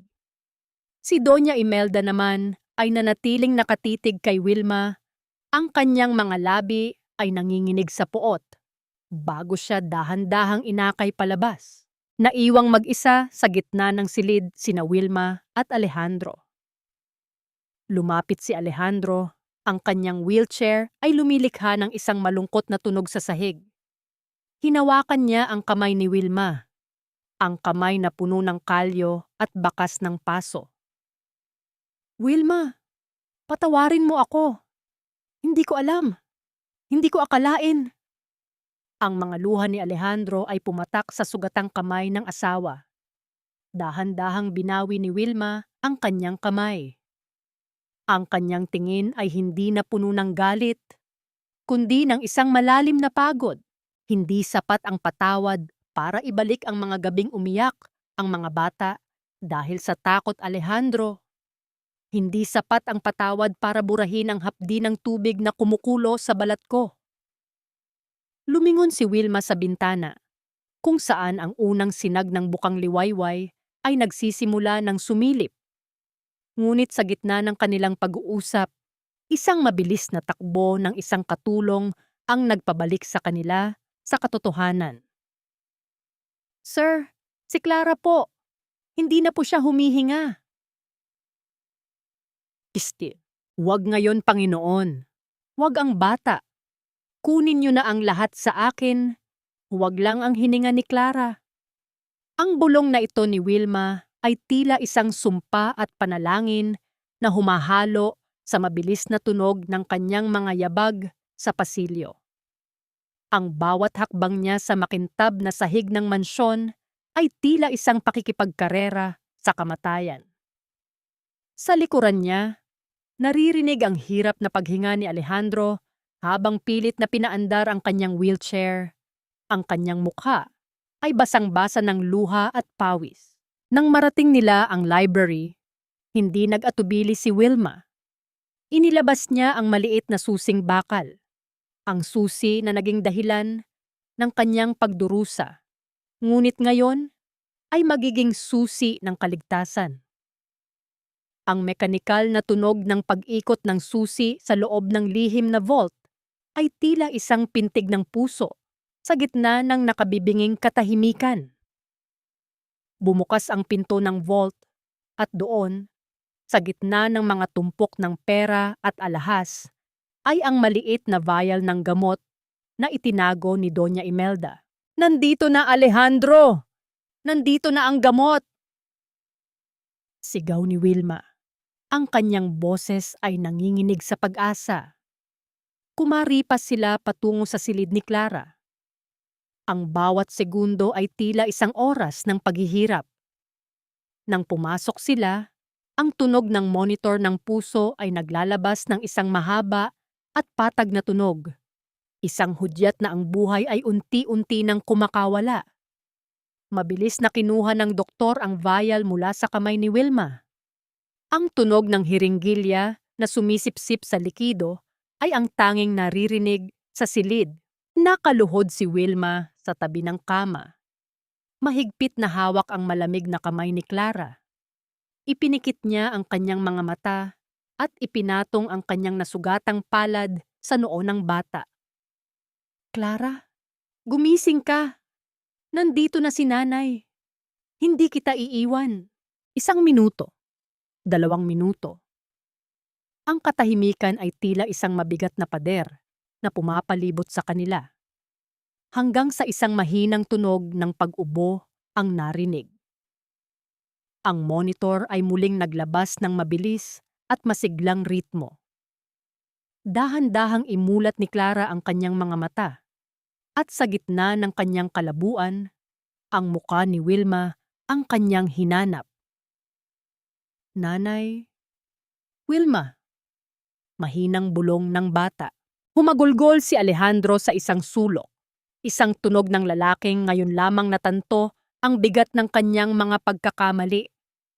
Ang kanyang tore ng garing, ang kanyang pangalan, ang kanyang yaman, ang kanyang pagkatao, ay tuluyan ng gumuho sa harap ng katapatan ng babaeng kanyang minaltrato. Sa labas ng bintana, nakita ni Wilma ang mga sasakyan ng pulis na dahan-dahang umaalis. Nakita niya si Doña Imelda at Bianca na isinasakay. Ang kanilang mga mukha ay tila mga aninong nawalan ng liwanag. Wala nang ginto na makakapaglitas sa kanila. Ang katarungan ay dumating na sa anyo ng isang babaeng itinuring nilang basura. Matapos masigurong ligtas na ang bata, tumayo si Wilma. Tiningnan niya ang buong silid, ang mansyong naging kulungan niya sa loob ng 7 taon. Kinuha niya ang kanyang maliit na bag, isang bag na naglalaman lamang ng ilang pirasong damit at ang kotseng laruan ni Mateo. "Wilma, saan ka pupunta?" tanong ni Alejandro. Ang kanyang boses ay puno ng takot. Dito ka na. Magsisimula tayo ulit. Gagawin ko ang lahat, babawi ako. Tumingin si Wilma kay Alejandro at sa unang pagkakataon, wala na siyang naramdamang hapdi. Tanging kapayapaan. Ang sugat sa balat ay naghihilom, Alejandro. Pero ang basag na tiwala ay parang bubog. Kahit anong dikit mo, laging may bakas ng lamat. Kailangan kong hanapin ang sarili ko sa labas ng mga pader na ito. Bumaba si Wilma sa hagdan. Ang tunog ng kanyang mga tsinelas sa sahig ay tila isang huling paalam. Nang marating niya ang malaking pintuan, ang tunog ng pagsara ng mabigat na bakal ay umaling-awngaw sa buong bakuran. Lumabas siya sa kalsada, kung saan ang amoy ng basang lupa matapos ang ulan ay nagbibigay ng bagong pag-asa. Ngunit sa malayo, nakita niya ang isang pamilyar na sasakyan na naghihintay. Isang lalaking nakatayo sa tabi nito. Hawak ang isang puting sobre. Isang bagong pahina ba ito o isa na namang lihim na kailangang buksan? Hindi lahat ng sugat ay kayang hilumin ng pera, Alejandro. At hindi lahat ng pagkakamali ay kayang burahin ng isang luhang huli na ang pagpatak. Ang boses ni Wilma ay matatag. Tila isang haligi ng simbahan na hindi natitinag ng anumang bagyo. Nakatayo siya sa gitna ng maingay at magulong terminal ng bus, kung saan ang amoy ng usok ng diesel at ang ingay ng mga nagtatawagang konduktor ay nagsisilbing musika ng kanyang paglaya. Hawak niya ang isang lumang bag. Ang laman ay kakaunti, ngunit ang bigat ng kanyang daladalang dangal ay mas mahalaga kaysa sa anumang yaman. Sa harap niya si Alejandro ay tila isang anino ng dati niyang kalakasan. Nakaupo ito sa wheelchair, ang mga mata ay namumula at ang labi ay nanginginig. Sa kanyang magkabilang gilid, sina Clara at Mateo ay nakakapit sa kanyang mga braso. Ang kanilang mga mukha ay basang-basa ng luha. Wilma, pakiusap. Huwag kang umalis. Pagsusumamo ni Alejandro, habang iniaabot ang isang piraso ng papel, isang blankong tseke, at ang titulo ng mansyon. Ibibigay ko ang lahat sa iyo. Magiging reyna ka ng bahay na iyon. Wala nang mananakit sa iyo. I'll make it right. I promise. Tiningnan ni Wilma ang titulo. Pagkatapos ay tumingin siya sa mga mata ng lalaking minahal niya, nang higit pa sa kanyang sarili. Isang mapait na ngiti ang sumilay sa kanyang mga labi. Ang tunog ng mga yabag ng mga taong dumadaan sa kanilang paligid ay tila nagpapaalala na ang mundo ay patuloy na umiikot at hindi siya pwedeng manatiling nakatali sa isang lugar na puno ng pait. Ang mansyong iyon ay hindi isang palasyo para sa akin, Alejandro. Isa iyong magandang kabaong kung saan unti-unting namatay ang pangarap ko. Mahinang sagot ni Wilma. Ang perang iyan, gamitin mo para sa kinabukasan ng mga bata. Turuan mo silang maging mabuting tao. Turuan mo silang huwag tumingin sa katayuan ng isang tao sa buhay. Iyan ang tanging bayad na tatanggapin ko. Dahan-dahang hinawakan ni Wilma ang kanyang kaliwang kamay. Hinubad niya ang gintong singsing na 7 na taon niyang iniingatan, ang simbolo ng kanyang pagkaalipin at pag-ibig. Inilagay niya ito sa maliit na palad ni Mateo. Mateo, anak, ibibigay mo ito kay Papa pag alis ko. Bulong niya sa bata, sabay halik sa noo nito. Lumipat siya kay Clara at niyakap ito ng mahigpit. Clara, maging matatag ka. Nanay pa rin ninyo ako, kahit nasaan man ako. Ang dagat ng Pangasinan ay laging bukas para sa inyo. Nanay, huwag po Hikbi ni Mateo, ang kanyang maliit na kamay ay pilit na humahawak sa laylayan ng damit ni Wilma. Ang tunog ng bus na nagbubuga ng hangin ay hudyat na kailangan na niyang umakyat. Pinutol ni Wilma ang huling hibla ng kanyang pag-aalinlangan. Hindi niya nilingon si Alejandro habang umaakyat siya sa hagdan ng bus. Ang bawat hakbang paakyat ay tila pag-akyat sa langit ng kanyang bagong simula. Nang makaupo siya sa tabi ng bintana, nakita niya si Alejandro sa labas. Nakatingin sa kanya ng may matinding kawalan. Ang bus ay dahan-dahang umandar. Ang tunog ng makina ay lumulunod sa huling sigaw ng kanyang pangalan. Ang mansyong Valderrama, ang lahat ng sakit, at ang lalaking naging mundo niya noon ay unti-unting lumiliit sa kanyang paningin. Binuksan ni Wilma ang puting sobreng ibinigay ni Attorney Ramirez bago siya umalis. Inakala niyang legal na dokumento lamang ito, ngunit isang lumang litrato ang nalaglag mula sa loob. Isang litrato ng kanyang ina noong kabataan nito, kasama ang isang lalaking may suot na sombrerong pang magsasaka. Nakatayo sa harap ng isang malawak na bukirin sa Pangasinan. Sa likod ng litrato, may nakasulat na address at isang maikling mensahe sa Tagalog. Sa lupang ito nagsimula ang lahat at dito mo mahahanap ang tunay mong tahanan. Naramdaman ni Wilma ang mabilis na tibok ng kanyang puso. Sino ang lalaking kasama ng kanyang ina? At anong sikreto ang naghihintay sa kanya sa probinsyang kanyang binalikan? Ang simoy ng hanging pumapasok sa bintana ng bus ay may dalang amoy ng dagat at laya. Ang dagat ay hindi marunong magtanim ng galit. Tinatanggap nito ang lahat ng dumi, ngunit ibinabalik nito ay isang malinis na dalampasigan sa bawat bukang liwayway. Huminga ng malalim si Wilma habang bumababa sa bus. Ang hangin sa Pangasinan ay may dalang amoy ng asin at tuyong dayami. Isang amoy na tila isang mahigpit na yakap mula sa kanyang kabataan. Sa bawat hakbang niya sa lupang tinubuan, naramdaman niya ang unti-unting paggaan ng kanyang kalooban. Ang bigat na dinala niya sa Manila sa loob ng 7 taon ay tila dahan-dahang natutunaw sa ilalim ng mainit na sikat ng araw. Hinahanap niya ang address na nasa likod ng lumang litrato.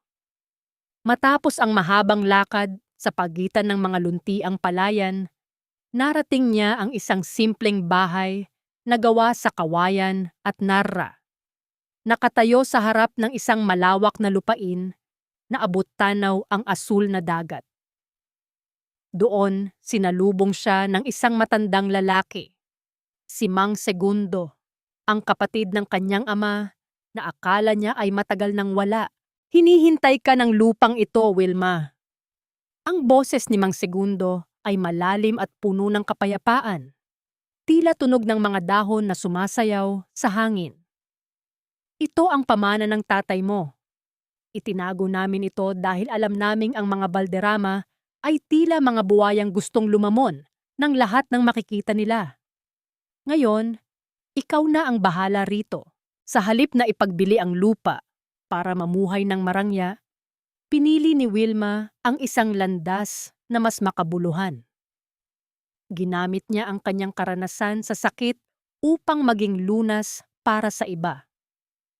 Itinatag niya ang Bahay Pag-asa, isang maliit na ampunan para sa mga batang inabandona at mga babaeng naging biktima ng karahasan. Ang bawat pako na kanyang ipinapukpok sa kahoy at bawat pinturang kanyang ipinapahid sa dingding ay tila bahagi ng kanyang sariling paghilom. 1 taon ang mabilis na lumipas. Hindi na si Wilma ang asawang laging nakayuko at takot magsalita. Ang kanyang balat ay nasunog na ng araw. Ang kanyang mga mata ay nagniningning na sa saya. At ang kanyang tinig ay puno na ng awtoridad at pagmamahal. Sa bawat umaga, ang tunog ng mga tawa ng mga batang kanyang inaalagaan ang nagsisilbing alarm clock niya. Ang kanyang mga kamay, bagaman may mga bakas pa ng mga sikatris ng nakaraan, ay malakas na ngayon sa pagbubungkal ng lupa at pagluluto ng masustansyang pagkain. Isang hapon, Habang ang langit ay nagdidila apoy sa ganda ng sunset, narinig ni Wilma ang mahinang paghinto ng isang sasakyan sa tapat ng kanyang kuta. Hindi ito ang marangyang itim na kotse na dati niyang kinatatakutan. Isang simpleng puting sasakyan ang nakaparada. Bumukas ang pinto. Dalawang maliliit na bulto ang mabilis na tumakbo patungo sa kanya. Nanay Wilma! Nanay Wilma! Ang mga tinig ni na Clara at Mateo ay tila mga anghel na bumaba sa lupa. Nabitawan ni Wilma ang hawak na basket ng mga gulay. Ang tunog ng pagbagsak ng mga kamatis sa damuhan ay hindi na niya napansin. Niluhod niya ang kanyang mga binti at sinalubong ang dalawang bata ng isang yakap na tila wala ng katapusan. Sa amoy ng kanilang mga buhok, naramdaman ni Wilma ang huling piraso ng kanyang puso na nabuo na muli. Dahan-dahan siyang tumingala. Nakatayo sa tabi ng gate si Alejandro. Wala na ang kanyang wheelchair, ngunit gumagamit pa rin siya ng tungkod. Wala na ang kanyang mamahaling suit. Suot niya ay isang simpleng t-shirt at pantalon. Ang kanyang muka ay hindi nakakikitaan ng kayabangan. Tanging isang malalim at tapat na pagsisisi ang mababasa sa kanyang mga mata. Wilma, mahinang tawag ni Alejandro. Ang kanyang boses ay nanginginig. Tila natatakot na baka sa isang iglap ay maglaho ang babaeng nasa harap niya. Hindi ako pumunta rito para hilingin na bumalik ka sa Manila. Pumunta ako rito dahil hindi namin kayang mabuhay sa isang mundong wala ang iyong liwanag. Napatigil ang hangin. Tanging ang tunog ng mga alon na humahalik sa dalampasigan ang naririnig. Tiningnan ni Wilma ang lalaking naging mitsa ng kanyang pinakamalaking pait. Ngunit nakita rin niya ang ama ng mga batang kanyang minahal. Sa gitna ng ginto at kahel na liwanag ng dapit hapon, alam ni Wilma na ang kwento ng kanyang buhay ay hindi nagtapos sa pagtakas, kundi sa isang matapang na pagharap sa bukas. Ang dapit hapon sa Pangasinan ay hindi katulad ng dapit hapon sa Maynila. Dito, ang paglubog ng araw ay hindi nagbababadya ng kadiliman, kundi isang pangako ng kapahingahan. Ang langit ay tila isang kanvas na pinahiran ng kulay lila at ginto, habang ang banayad na paghampas ng mga alon sa dalampasigan ay nagsisilbing oyay sa mga kaluluwang pagod na sa pakikipaglaban. Nakatayo si Wilma sa veranda ng Bahay Pag-asa. Hawak ang isang baso ng sariwang buko juice. Ang kanyang buhok ay malayang hinahampas ng hanging dagat. Wala na ang kaba sa kanyang dibdib. Wala na ang hapdi ng mga luhang dati ay hindi nauubos. Sa kanyang harapan, sa malawak na buhanginan, nakikita niya sina Clara at Mateo na masayang naghahabol ng mga alimango. Ang kanilang mga tawa ay tila mga kristal na tumatama sa bawat isa, malinaw at puno ng buhay. Sa hindi kalayuan, nakaupo si Alejandro sa isang lumang bangko sa ilalim ng puno ng niyog. Hawak niya ang isang libro, ngunit ang kanyang mga mata ay nakatuon lamang sa isang direksyon, kay Wilma. Isang taon na ang lumipas mula nang lisanin niya ang karangyaan ng Maynila. Ibinenta niya ang mansyon, ibinigay ang pamamahala ng kumpanya sa isang mapagkakatiwalaang board, at piniling manirahan sa isang maliit na dampa malapit sa ampunan ni Wilma. Dahan-dahang lumapit si Alejandro kay Wilma. Ang tunog ng kanyang mga yabag sa buhangin ay hindi na nagdudulot ng takot sa babae. Tumigil siya sa tabi nito, pinagmamasdan din ang mga bata. Minsan, iniisip ko kung karapat-dapat ba ako sa tanawing ito. Mahinang sabi ni Alejandro. Ang kanyang boses ay tila bulong ng hangin. Pagkatapos ng lahat ng pananahimik ko habang sinasaktan kanila, Bakit hinayaan mo pa rin akong makita ang ganitong klaseng kapayapaan? Tumingin si Wilma sa malawak na karagatan. Ang pagpapatawad, Alejandro, ay hindi para sa taong nagkamali. Para iyon sa taong nasaktan. Pinatawad kita hindi dahil nakalimutan ko ang lahat, kundi dahil ayaw ko nang dalhin ang bigat mo sa puso ko. Ang galit ay isang tanikala, at pinili ko nang maging malaya. May pagkakataon pa ba tayo, Wilma? Tanong ni Alejandro, ang kanyang mga mata ay puno ng pag-asa na may halong takot. Hindi bilang amo at utusan, hindi bilang biktima at salarin, kundi bilang dalawang tao na gustong magsimula sa katotohanan, humarap si Wilma sa kanya. Hinawakan niya ang kamay ni Alejandro. Ang kamay na dati ay binitawan siya. Ngunit ngayon ay nanginginig sa paghiling ng panibagong pagkakataon. Ang tiwala ay hindi itinatalaga, Alejandro. Ito ay itinatanim at inaalagaan, gaya ng mga puno sa ampunang ito. Hayaan nating ang panahon ang magpasya. Sa ngayon, sapat na ang alam kong ang mga bata ay ligtas, at ang konsensya mo ay gising na. Isang matamis na ngiti ang sumilay sa mga labi ni Wilma nang tumakbo patungo sa kanila si Mateo. Bitbit ang isang magandang sigay. "Nanay, tignan mo po! Ang ganda ng kulay!" Sigaw ng bata. Binuhat ni Alejandro ang anak, habang si Clara naman ay kumapit sa braso ni Wilma. Sa sandaling iyon, ang apat na anino sa dalampasigan ay tila naging isa. Wala nang Doña Imelda na magdidikta ng kanilang halaga. Wala nang Bianca na maghahasik ng lason. Ang tanging naroon ay ang amoy ng asin, ang init ng pamilya, at ang liwanag ng buwan na nagsisimulang sumilip. Ang kwento ni Wilma ay hindi nagtapos sa paghihiganti. Nagtapos ito sa pagtatagumpay ng isang pusong tumangging maging kasing sama ng mga taong nanakit sa kanya.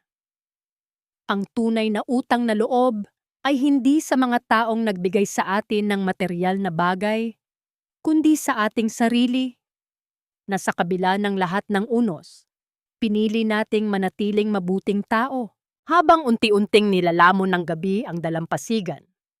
Ang tanging naiwan ay ang tunog ng dagat. Isang walang hanggang awit ng pag-ibig na muling nabuhay mula sa mga abo ng kasinungalingan.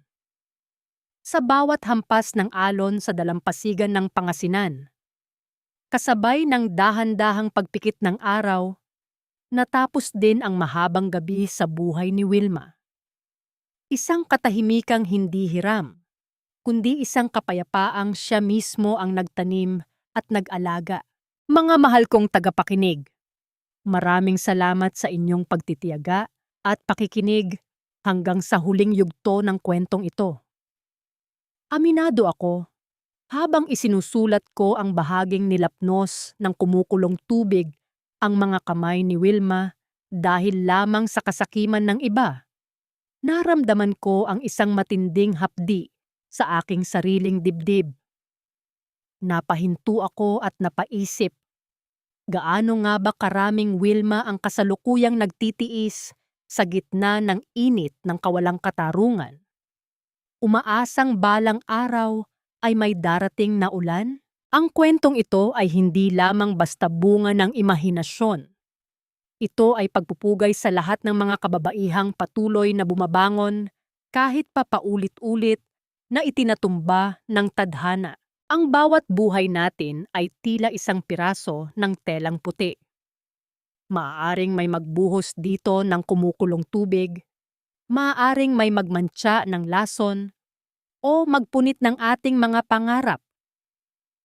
Ngunit tandaan ninyo, gaya ng ginawa ni Wilma, ang mga punit at mantsa ay hindi ang katapusan ng ating halaga.